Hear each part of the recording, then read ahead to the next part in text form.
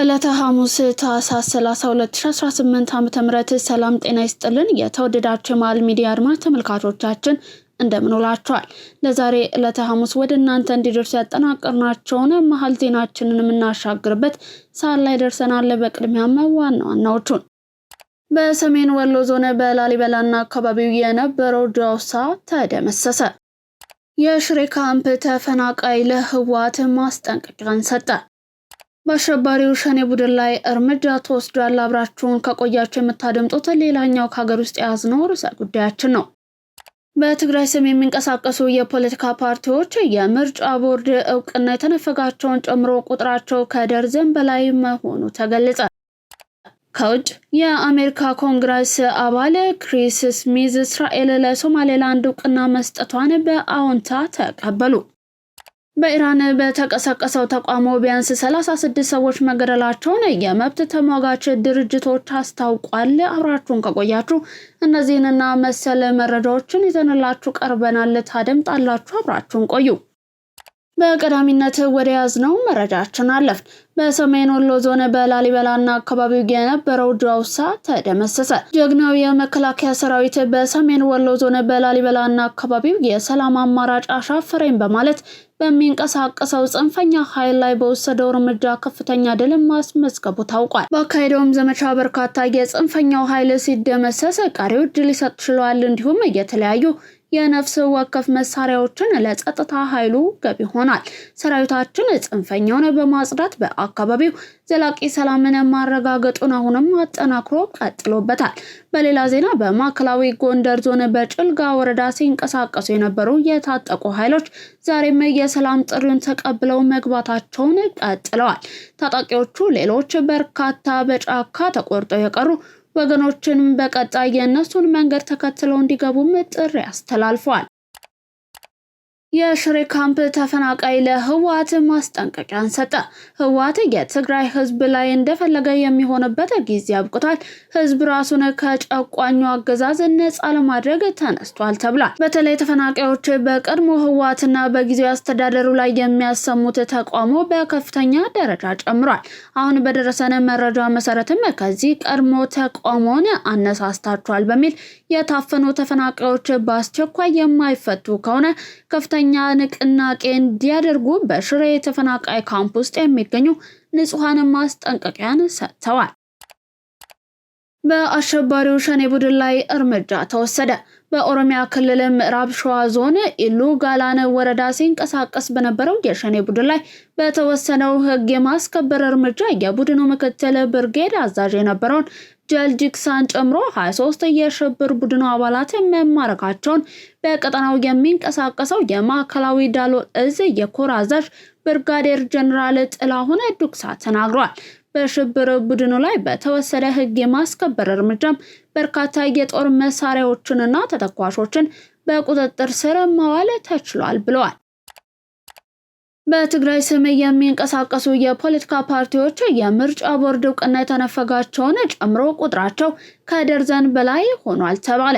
ፓርቲዎቹ ሰብሰብ ብለው ብቁ ተወዳዳሪ የሚያደርጋቸውን መላ ቢዘይዱስ የሚል ከህዝብ ምክረ ሀሳብ ቢቀርብላቸውም አሁንም ከመዛባት አልቦዘኑም። ኢሮብ ማብሎን ዲሞክራሲያዊ ፓርቲ ከብሔራዊ ምርጫ ቦርድ ቅድመ እውቅና ማግኘቱ ይፋ አድርጓል። ፓርቲው ታኅሳስ 29 ቀን 2018 ዓ.ም በማህበራዊ ትስስር ገጹ ላይ ይፋ እንዳደረገው ከመስከረም 30 ቀን 2018 ዓ.ም ጀምሮ ከሚመለከተው አካል ቅድመ እውቅና አግኝቶ በመንቀሳቀስ ላይ ይገኛል። ፓርቲው በትግራይ ካሉ ብሔረሰቦች አንዱ ለሆነው የኢሮብ ብሔረሰብ መብት መከበር ቅድሚያ ሰጥቶ ይታገላል።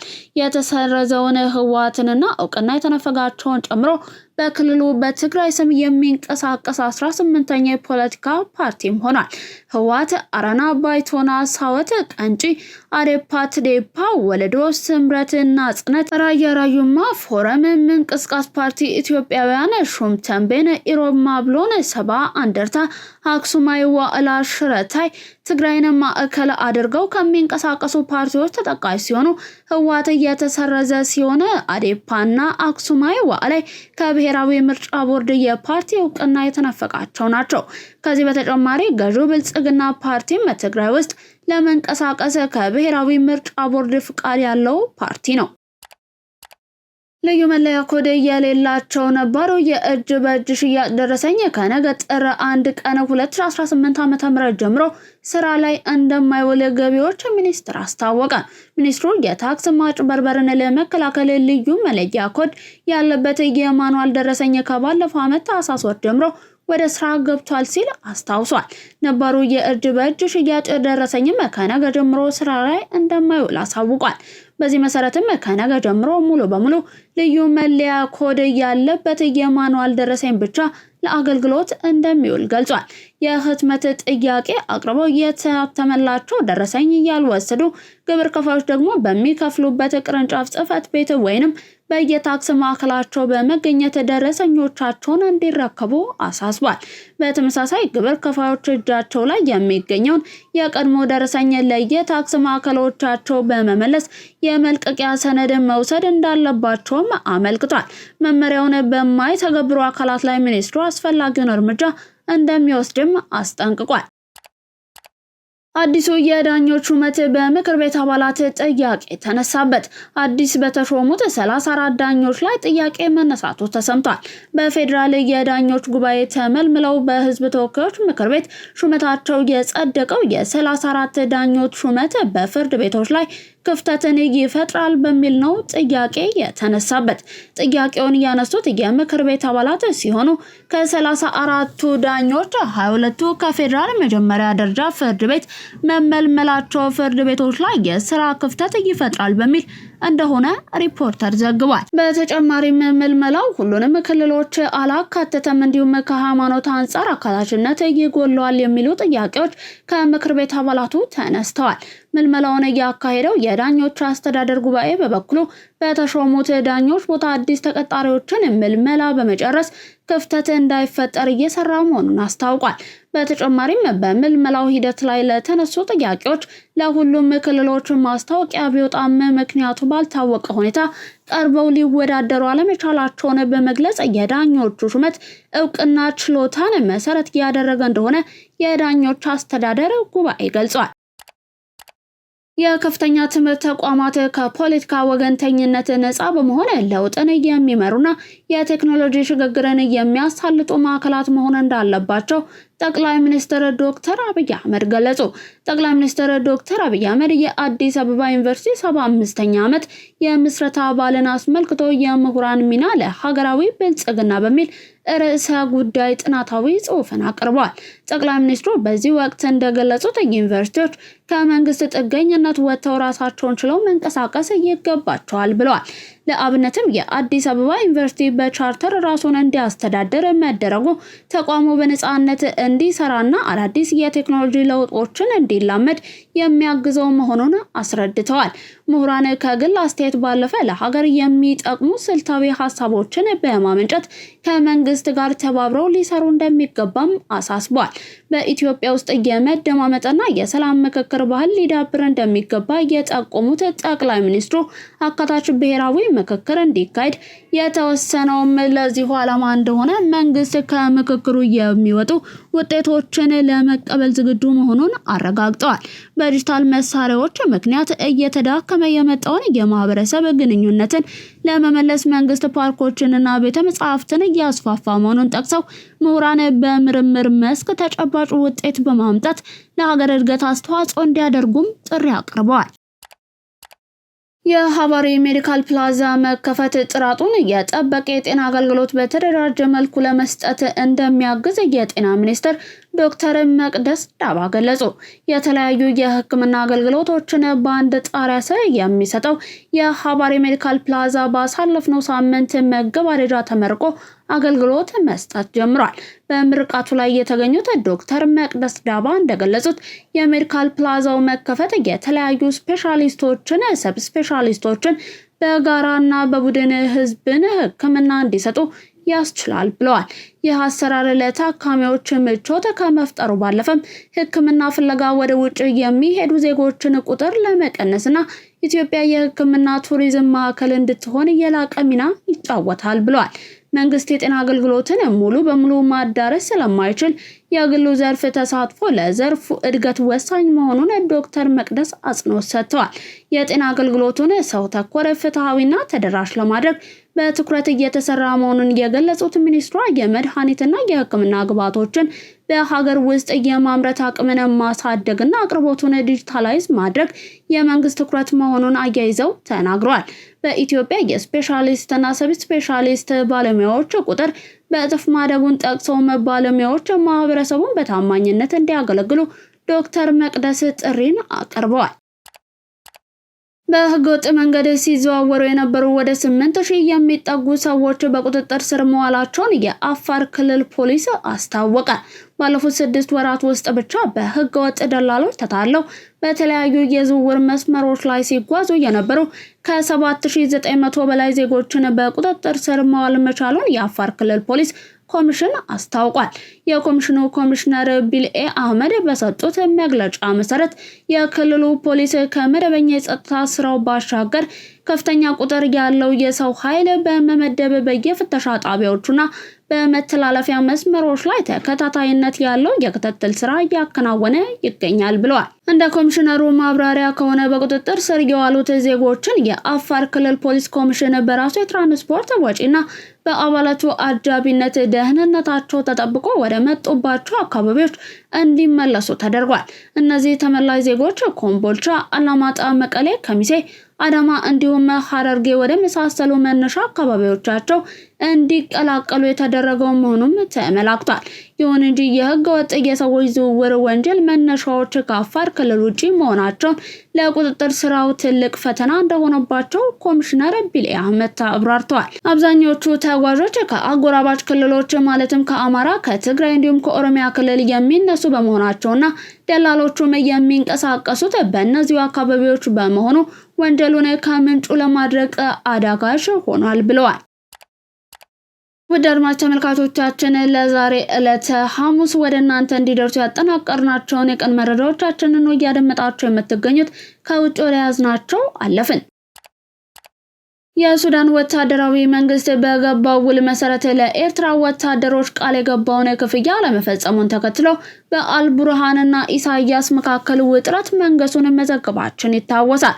ይህንን ውጥረት ለማርገብ የሱዳን ፋይናንስ ሚኒስተር ዶክተር ጅብሪል ኢብራሂምና የባህል ሚኒስትሩ ካሊድ ወደ አዲ ሃሎ ቤተ መንግስት ከቀናት በፊት አቅንተው ሙከራ ማድረጋቸው ታውቋል። ሆኖም ጥረታቸው እንዳልተሳካ እንዲሁም የኤርትራው መንግስት ክፍያ ካልፈጸመ የአልቡርሃን ጦር ወደ እርምጃ እወስዳለሁ ማለቱ ተሰምቷል። ይህም ለሐምዳን ዳጋሎ ከፍተኛ የአሸናፊነት ድልን በቀላሉ እንዲጎናጸፍ የሚያደርገው እንደሆነም እየተነገረ ይገኛል። የሶማሊያ ፌዴራል መንግስት የምግብ እርዳታን በመያዙ ምክንያት አሜሪካ ለሀገሪቱ የምትሰጠውን ድጋፍ አገደች። የአሜሪካው የውጭ ጉዳይ መስሪያ ቤት የሶማሊያ መንግስት ባለስልጣናት በአሜሪካ የገንዘብ ድጋፍ የተቋቋመ የዓለም የምግብ ፕሮግራም መጋዘን አውድመዋል፣ እንዲሁም ለችግረኞች የታሰበ 76 ሜትሪክ ቶን የምግብ እርዳታ ቀምተዋል በሚል ክስ አሜሪካ ለሶማሊያ ፌዴራል መንግስት የምታደርገውን ማንኛውንም እርዳታ ማገዷን አስታውቃለች። መስሪያ ቤቱ ትላንት ረቡዕ ባወጣው መግለጫ መሰረትም የትራምፕ አስተዳደር ህይወት አድን በሆኑ እርዳታዎች ላይ ለሚፈጸም ብክነት፣ ስርቆትና ከታለመለት ዓላማ ውጪ ለሆኑ ተግባራት ምንም አይነት ትዕግስት የለውም ብለዋል። አክለውም የአሜሪካ መንግስት ለሶማሊያ ፌዴራል መንግስት ጥቅም የሚውሉ ማንኛውንም አይነት ድጋፎችን ለጊዜው አቁሟል ብለዋል። ድጋፍ በድጋፍ ሊቀጥል የሚችለው የሶማሊያ ፌዴራል መንግስት ለፈጸመው ተቀባይነት የሌለው ድርጊት ኃላፊነት ሲወስድና ተገቢውን የማስተካከያ እርምጃ ሲወስድ ብቻ ይሆናል ሲል ገልጿል። ይህ የእርዳታ እገዳ የተጣለው የትራምፕ አስተዳደር በአሜሪካ በሚኖሩ የሶማሊያ ስደተኞችና ፍልሰተኞች ላይ የሚሰነዝረውን ትችት ባጠናከረበት ወቅት ነው። ይህም በሚኒሶታ ግዛት የህፃናት እንክብካቤ ማዕከላት ላይ በሰፊው የሚታወቀውን የገንዘብ ማጭበርበር ክስ ያካትታል። በተጨማሪም የአሜሪካ መንግስት ወደ አሜሪካ መምጣት በሚፈልጉ የሶማሊያ ዜጎች ላይ ጠንካራ ገደቦችን እየጣለ ሲሆንም አስቀድመው አሜሪካ ባሉ ስደተኞች ላይ የመኖሪያ ፍቃድ የማግኘት ሁኔታን አስቸጋሪ አድርጎታል። በኢራን በተቀሰቀሰው ተቃውሞ ቢያንስ 36 ሰዎች መገደላቸውን የመብት ተሟጋች ድርጅት አስታወቀ። በኢራን ላለፉት 10 ቀናት በተካሄደው ተቃውሞ ቢያንስ 36 ሰዎች መሞታቸውን የሰብአዊ መብት ተሟጋች ድርጅት አስታውቋል። መቀመጫውን በውጭ ያደረገው የሰብአዊ መብት ተሟጋቾች ሃራና እንዳስታወቀው ከተገደሉት መካከል 34ቱ ተቃዋሚዎች ሲሆኑ ሁለቱ ደግሞ ከጸጥታ ኃይሎች ጋር ግንኙነት አላቸው ብሏል። የኢራን ባለስልጣናት የሟቾቹን ቁጥር ይፋ ባያደርጉም እንኳን 3 የጸጥታ አባላት ግን መገደላቸውን ተናግረዋል። ቢቢሲ ፐርሺያን እስካሁን የ20 ሰዎች ሞትና ማንነትን አረጋግጧል። በኢኮኖሚ ቀውስ የተቀሰቀሰው ይኸው ተቃውሞ ከ31 አውራጃዎች ውስጥ ወደ 27ቱ መዛመቱን ተከትሎ ከ60 በላይ ተቃዋሚዎች መቁሰላቸውን እንዲሁም 2076 ሰዎች መታሰራቸውን ሃራን አስታውቋል። ማክሰኞ ማምሻውን የኢራን ከፊል መንግስታዊ ሚዲያ እንደዘገበው ከቅርብ ቀናት ወዲህ ሰፊ ህዝባዊ ተቃውሞ የተነሳ የጸጥታ ኃይሎች የኃይል እርምጃ በማሌክ ሻሂ ውስጥ ሁከት ፈጣሪዎችን በጥይት መጥተዋል ብሏል።